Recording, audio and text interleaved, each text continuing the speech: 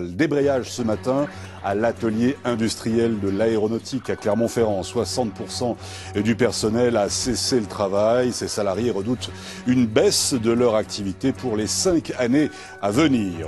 Débrayage, vous disais-je, à l'atelier industriel de l'aéronautique ce matin à Clermont-Ferrand. 60% du personnel a cessé le travail à l'appel de 3 syndicats, l'UNSA, la CGT et FO.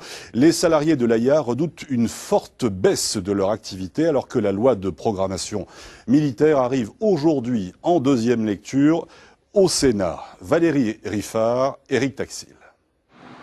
Un défilé dans l'enceinte de l'atelier industriel de l'aéronautique suivi d'un rassemblement à l'extérieur.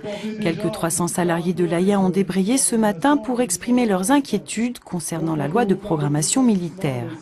Une loi actuellement débattue à l'Assemblée et qui prévoit à l'échelle nationale la suppression de 33 675 postes, alors qu'une grande partie des activités de maintenance sont à l'heure actuelle effectuées dans le privé.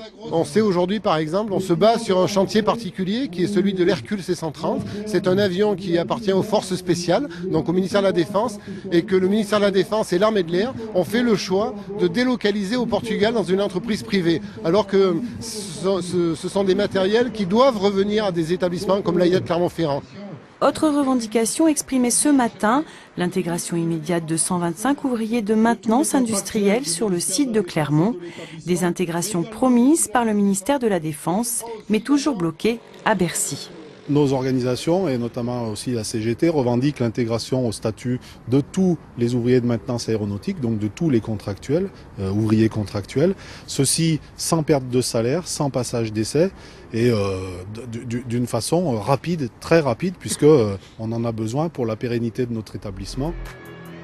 La pérennité du site, une question qui trouvera des réponses lors de la prochaine étape pour la loi de programmation, sa présentation en Conseil des ministres.